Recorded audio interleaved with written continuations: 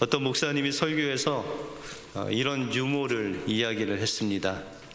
2차 세계대전이 끝난 직후에 한 여객기가 승객을 여러 민족의 사람들을 태우고 이제 가는 중에 갑자기 비행기가 엔진이 고장이 났습니다. 그래서 조종사가 최선을 다했지만 더 이상 선택의 여지가 없어서 모든 승객들에게 낙하산을 타고 뛰어내리라 라고 그렇게 호소를 했습니다. 근데 겁에 질린 이 승객들이 조종사의 말을 순종하지 않고 한 명도 이 낙하산을 가지고 뛰어내리는 사람이 없었습니다. 그래서 고민을 하다가 이 조종사가 지혜를 얻어서 이제 먼저 독일 사람을 불렀습니다. 독일 사람에게 히틀러의 명령이니 뛰어내리십시오. 그랬더니 독일 사람이 하이 히틀러 하더니 뛰어내렸습니다. 그 다음에 일본 사람한테 이렇게 말했습니다. 천황 폐하의 명령이니 뛰어내리십시오. 그랬더니 일본 사람이 소데스까 라고 하면서 그냥 내렸습니다. 그 다음에 이제 세 번째로 프랑스 사람에게 이야기하기를 낙하산이 퍼지는 패션이 너무 아름답지 않습니까? 당신도 한번 뛰어내려 보십시오. 그랬더니 패션을 사랑하는 그 프랑스 사람이 단번에 이 낙하산을 가지고 뛰어내렸습니다. 또 미국 사람이 이제 있는데 그 미국 사람은 민주주의를 아주 선호하지 않습니까? 그래서 조종사가 우리가 다수결로 결정을 했습니다. 당신이 뛰어내려야 되겠습니다. 그랬더니 다수결로 결정하셨군요 하고 이 낙하산을 탁 가지고 뛰어내렸습니다. 이제 마지막으로 한국 사람에게 이 조종사가 이야기를 해야 되는데 큰 소리로 하지 않고 그 한국 사람에게 다가가서 귓속말로 뭐라 이야기를 했습니다. 그랬더니 이 한국 사람이 미소를 그러더니 짓더니 고개를 끄덕거리면서 말없이 낙하산을 가지고 확 뛰어내렸습니다. 조종사가 뭐라고 했을까요? 한국 사람에게. 예? 일부 때 들으신 분은 절대 얘기하면 안 됩니다. 그 조종사가 이야기하기를 뛰어내리는 거 공짜입니다. 그랬더니 한국 사람이 공짜를 너무 좋아해갖고 낙하산을 가지고 뛰어내렸다는 유머의 이야기입니다. 여러분들 공짜는 좋긴 한데 우리 예수님을 기억하며 여러분들 뭐라고 얘기하면 이 낙하산 가지고 뛰어내리시겠습니까? 여러분들 공짜면은 뛰어내리시겠습니까? 아니면 예수님이 뛰어내리래 그러면은 뛰어내리시겠죠, 그렇죠? 여러분들 예수님께서는 여러분들을 향해서 베풀어 놓으신 그 은혜의 강물 속에 뛰어내리라고 하십니다. 다 준비해 놓으셨대요. 그러면 우리가 뛰어내리는 그 행위가 바로 믿음입니다. 주님이 우리에게 베푸신 그 은혜의 강물 속에 우리가 뛰어내리는 그 믿음을 보일 때 우리는 주님이 주신 그 은혜를 받아 누릴 수 있다라는 것입니다. 여러분들 날마다 주님의 은혜의 강에 믿음으로 뛰어내려 그 은혜를 마음껏 누리시는 여러분들의 삶이 되시길 주님의 이름으로 축원드립니다. 오늘 본문을 통해서 하나님이 주신 은혜란 무엇이고 또 이 은혜를 누리는 방법인 믿음은 우리가 어떻게 소유할 수 있는지 이 은혜와 믿음에 대해서 살펴보겠습니다. 먼저 하나님의 구원은 오직 은혜로 우리에게 주어진 하나님의 선물이다 라고 말씀하고 있습니다. 우리는 지난 시간에 씨 뿌리는 비유를 통해서 우리의 마음이 바르고 착한 마음으로 하나님 말씀을 듣고 그것을 잘 간직하고 인내하면 열매를 맺을 수 있다. 그 열매는 바로 구원이다 라고 말씀을 드렸습니다. 그러면 우리가 어떻게 이 말씀을 듣고 지키고 끝까지 인내로 그것을 견딜 수 있는가라는 것이죠. 이것이 믿음인데, 그러면 우리는 어떻게 이런 믿음을 가질 수 있냐라는 것입니다. 우리가 의지력으로, 우리의 힘과 능력으로, 정신력으로 참고 그 말씀을 끝까지 견디는 게 믿음인지.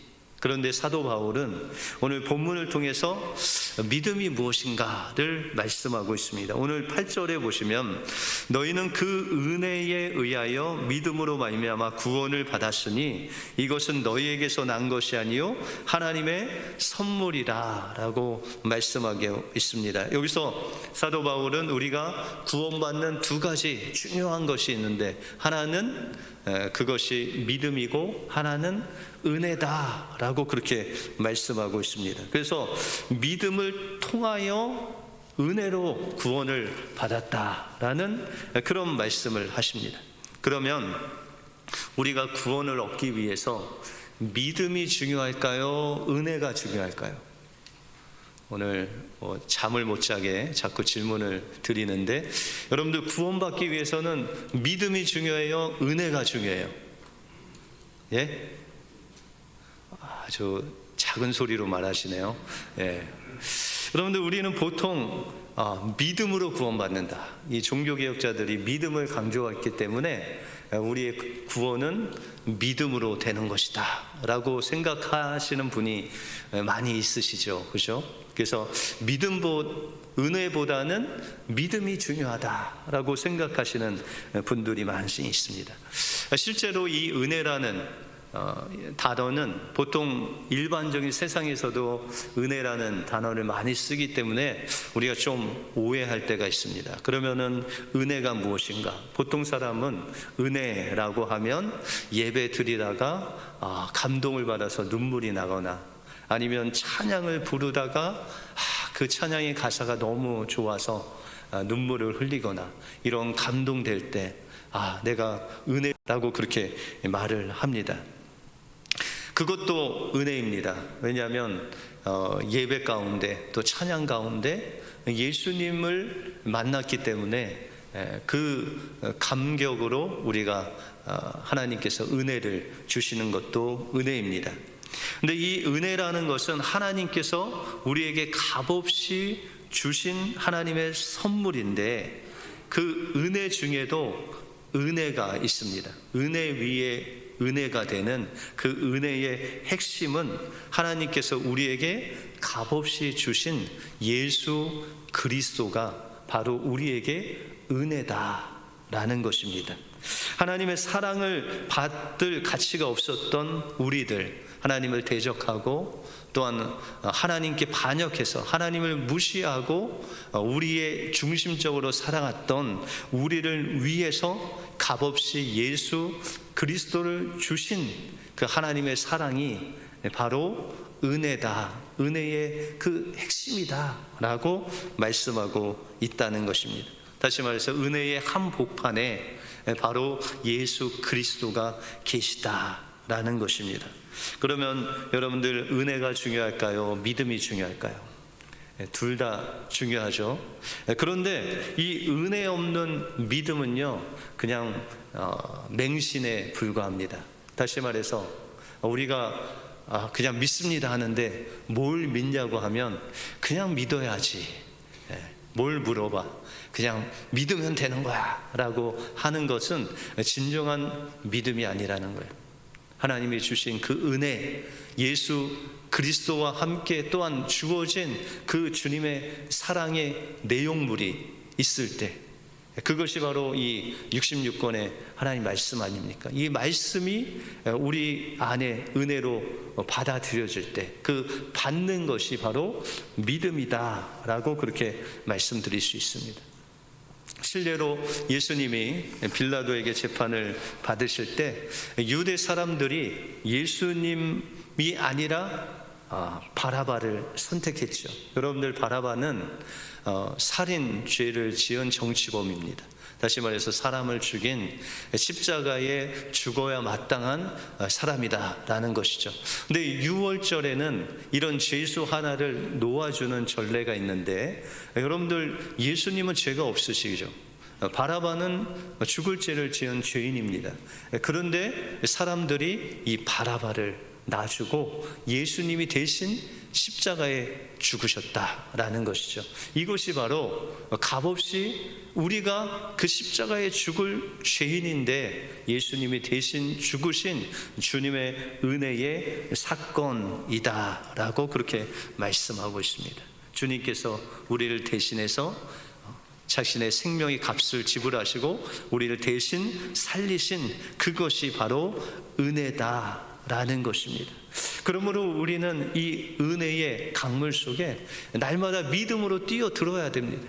그리고 그 은혜의 말씀을 붙잡고 날마다 하나님 앞에 감사하며 살아갈 때 우리는 하나님께서 우리에게 주신 그 충만한 구원의 기쁨과 또한 평안을 날마다 누릴 수 있다라는 것입니다. 그러므로 우리에게 주신 그 예수 그리스도의 그 십자가 사랑을 늘 은혜로 마음속에 간직하고 그 은혜 가운데 날마다 뛰어들어 그 은혜를 누리심으로 하나님께서 주시는 구원의 기쁨을 누리시는 여러분들의 삶이 되시길 주님의 이름으로 축원드립니다.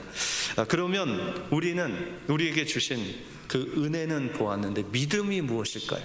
다음으로 하나님이 주신 이 믿음은 하나님이 우리에게 주신 그 은혜를 인격적으로 우리 마음속에 받아들이는 것, 그것이 믿음이다라는 것입니다. 만약에 제가 지금 지갑을 갖고 왔습니다. 거기에 현금을 두둑히 넣고 또 크레딧 카드도 다 넣었는데 그것을 여러분들에게 드리면은 여러분들 어떻게 하시겠습니까? 대부분은 안 받으시겠죠. 예. 목사님 왜 이러십니까? 그렇죠? 근데 만약에 제가 이제 아는 친구가 있어서 그 지갑을 주면서 야, 너 요새 어렵지? 이걸로 다 써라. 그러면은 그 친구가 어떻게 할까요? 그 친구도 잘 안 받겠지만 상황이 어려우니까 야, 고맙다, 나중에 갚을게 하고 그것을 받으면, 감사함으로 받으면 그것이 믿음이라는 거예요. 하나님께서 우리에게 그걸 다 주셨어요. 근데 여러분들이 저 같은 죄인이 이거 어떻게 받아요? 안 받으면 그 은혜를 누릴 수 없는 거예요. 근데 그것을 인격적으로 받는다는 것은 그래, 내가 잘 쓸게, 이게 아니라 정말 진심을 담아서 성경에 보시면 우리의 마음과 뜻과 정성을 다해서 그 주님의 사랑을 내 마음속에 받으면 그 은혜가 내 것이 되어진다라는 것입니다. 그래서 에베소서 1장 7절에 보시면 우리는 그리스도 안에서 그의 은혜의 풍성함을 따라 그의 피로 말미암아 속량 곧 죄사함을 받았느니라 라고 말씀하고 있습니다. 여기서 속량 곧 죄사함을 받았다는 것은 구원을 받았다는 거예요. 그런데 이 구원을 받았다는 이 내용에서 믿음이라는 단어가 나오지 않습니다. 다시 말해서 구속 곧 죄사함을 받은 것이 은혜로 받았다라고 그렇게 말씀하고 있습니다. 그러므로 이 은혜를 통해서 구원을 받았다. 그러면 믿음은 무엇일까요? 이 은혜라는 것은 전적으로 하나님이 이미 우리 모든 인류를 구원해 주신 거예요. 구원을 완성해 주신 거죠. 그래서 엄격히 따지면 이 은혜가 구원이라는 것이죠. 그러면은 믿음은 뭘까요? 여러분들 잘 아시는 민수기 21장에 보시면 이스라엘 백성들이 나오죠. 근데 이스라엘 백성들이 원망을 했어요. 여러분들도 혹시 아침, 점심, 저녁을 매일 똑같은 거 드시는 분 계세요? 뭐 다 다르게 드세요 그러면? 삼시세끼를? 정말? 근데 저는 예전에 삼시세끼가 달라야 밥을 먹었습니다. 똑같은 거 나오면 잘 안 먹었어요. 간이 배 밖에 나온 거죠. 몇 년 전에 회개했습니다. 제가 똑같은 거 나와도 이제 먹습니다. 그런데 여러분들 이 이스라엘 백성들이 매일마다 똑같은 걸 하나님 주신 거죠. 뭘 주셨어요? 만나를 주셨어요. 이 만나를 주셨는데 그냥 한 입도 아니고 그냥 뭉텅이로 잡아서 넣어야 겨우 씹힐 정도로 그런 조그만 만나를 그냥 40년 동안 매일 그것만 주시는 거예요. 그러니 이 이스라엘 백성들이 그것 때문에 원망을 한 거죠. 하나님, 아니 우리에게 이 먹을 것이 맨날 이거밖에 안 됩니까? 좀 다른 거 주면 안 됩니까? 저희 이거 먹다가 죽겠습니다 하고 원망을 했습니다. 그때 하나님이 노하셨어요. 그래서 불뱀을 보내서 이스라엘 백성들이 다 물렸어요. 그래서 이제 한 사람씩 죽어나갔죠. 그것을 본 이 모세가 하나님께 간절히, 자기가 원망한 것도 아닌데 하나님께 무릎을 꿇고 기도를 합니다. 하나님, 제발 이들을 살려주십시오. 그래서 하나님께서 모세에게 명령하셨어요. 장대에다가 그 불뱀을 달으라. 노수로 만든 그 불뱀을 만들어다가 이 장대에다 달라라고 그렇게 말했습니다.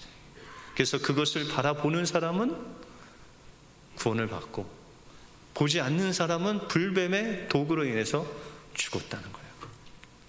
여러분들, 은혜는 여기서 뭘까요? 은혜. 하나님이 불뱀을 장대에 매달아 놓으신 거예요. 이것이 바로 불뱀과 같은 우리의 이 죄된 우리의 옛사람을 십자가에 못 박아야 되는데 예수님이 우리 대신 그 뱀이 돼서 십자가에 죽으신 사건이에요. 이것이 은혜라는 것이. 그러면 이 은혜가 우리의 것이 되려고 하면 어떻게 해야 돼요? 바라보면 되는 거예요. 그런데 이 바라봄에는 인격적인 관계가 필요합니다.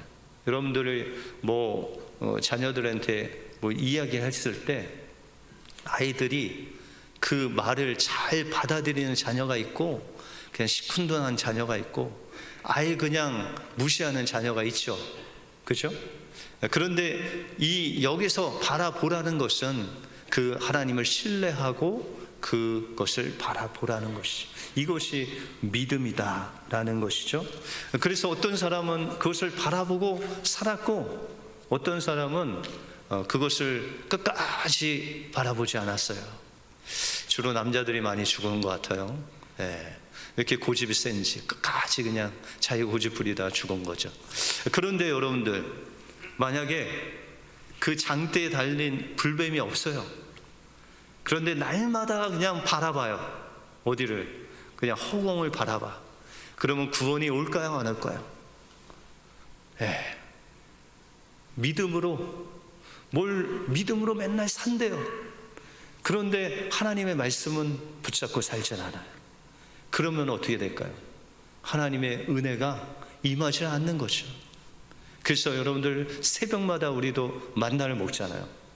근데 새벽에 하나님께서 만나 주실 때 막 그냥 기적과 같이 큰 우레와 같이 말씀하셔요. 그런 경우는 가끔밖에 없습니다. 여러분들 외식 매일 안 하듯이 하나님께서 그렇게 특별한 것은 가끔 주세요. 그래서 어떤 분들은 아니 새벽에 말씀을 묵상하고 말씀을 주셨는데 이것 갖고 내가 하루 살 수 있나 할 정도로 그렇게 주신다는 거예요. 근데 여러분들, 콩나물 길러보셨죠? 콩나물에 물 줄 때 그 콩이 물을 잘 흡수하죠. 보이세요? 물을 주면은 밑에 물이 안 떨어지고 그 콩이 다 물을 흡수하죠. 물을 주시면요 그냥 그대로 다 나오는 것 같아요. 그런데요, 그게 며칠이 지나면요 거기서 싹이 올라와요. 그리고 며칠이 지나면은 어느새 줄기가 확 올라와서 콩나물이 되는 거예요. 여러분들, 하나님의 은혜가 그런 거예요. 하나님의 은혜, 이 은혜로 오늘 하루를 내가 살아갈 수 있는 은혜가 될까 하는 아주 사소한 말씀 하나가 여러분들의 그 죽음에서 싹을 돋아나게 하시고 어느 생각, 그 작은 말씀이 여러분들 자라게 하는 놀라운 역사가 일어난다라는 것입니다. 그러므로 우리는 매일매일 하나님께서 우리에게 주시는 그 은혜의 말씀, 그 말씀을 붙잡고 그 말씀을 여러분들 마음속에 새기는 일을 계속할 때 하나님께서 그 말씀을 통해서 그 하나님의 놀라운 풍성한 은혜를 여러분에게 주신다는 거예요. 그러면 그 다음에 우리 뭐 해야 되죠? 하나님께서 우리에게 주신 그 구원의 은혜를 나눠주는 거죠. 오늘도 그거 나눠주기 위해서 새 물건 갖고 오셨죠? 네. 끝나고 저희 친교실에 다 주시면 됩니다.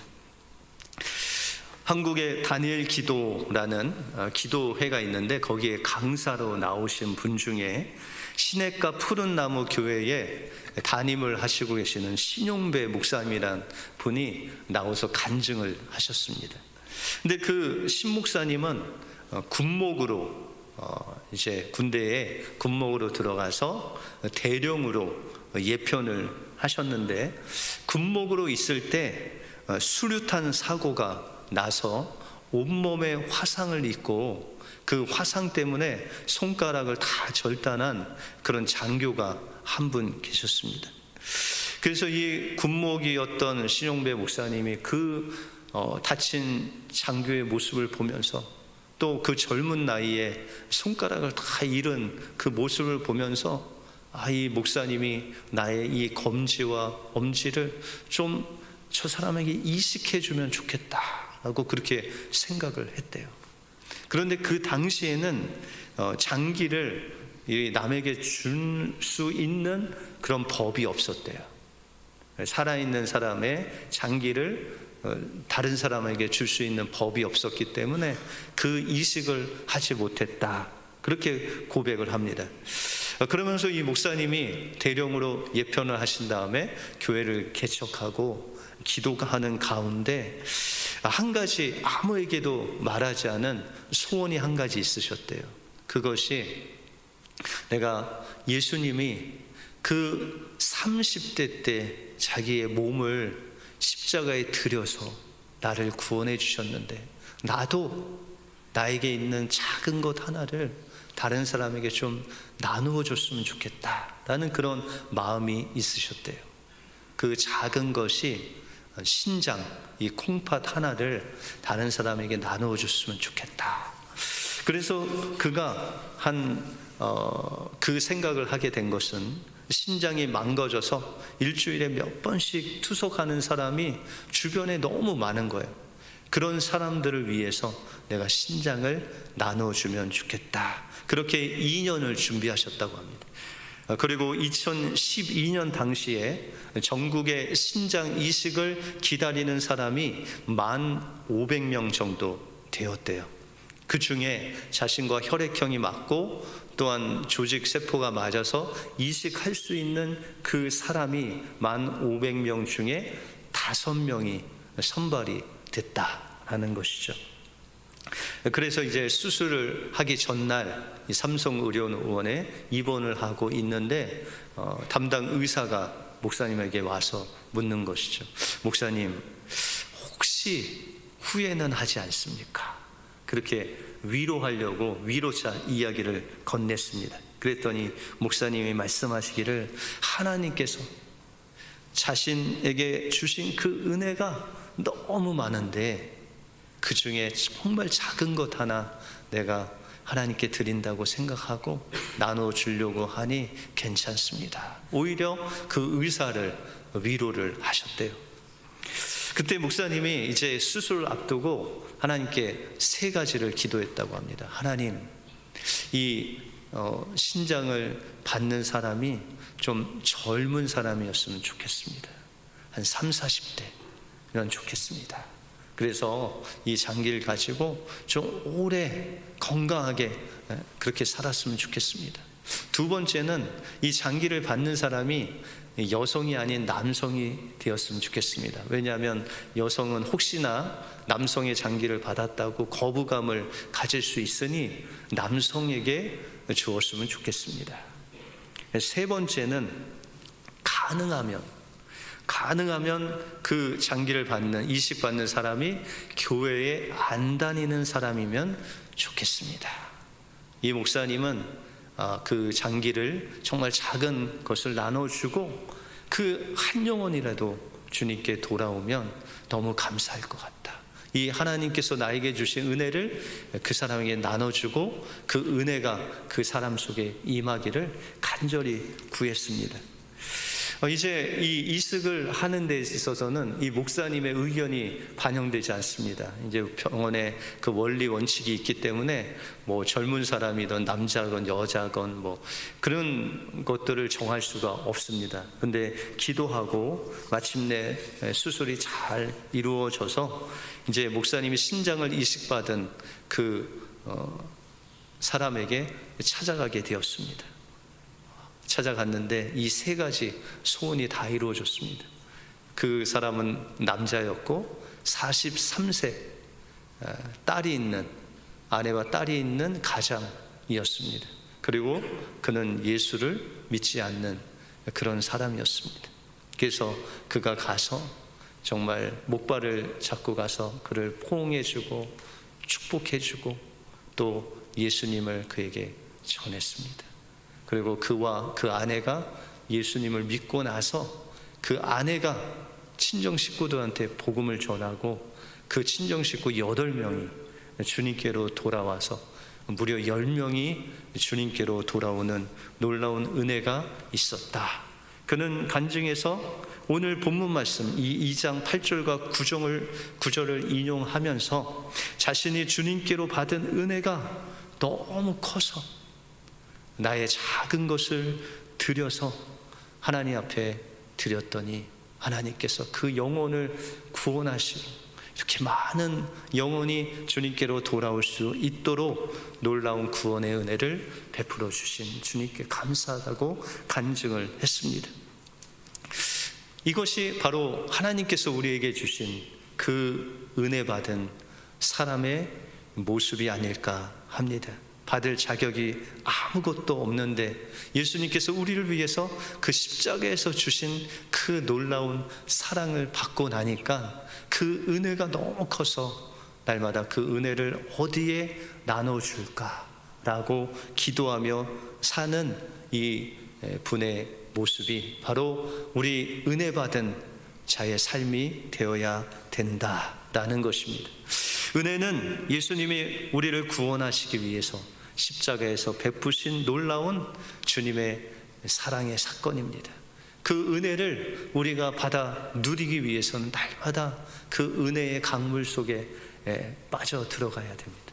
하나님께서 우리에게 주신 그 말씀을 통해서 그 말씀을 붙잡고 날마다 그 은혜를 우리 마음속에 하나님의 말씀을 간직하고 지키고 끝까지 인내할 때 하나님께서는 우리 안에서 하나님의 놀라운 은혜의 열매를 맺게 해주실 줄 믿습니다. 그러므로 우리에게 주신 큰 은혜를 우리는 이제 조금씩 나누어 주어야 됩니다.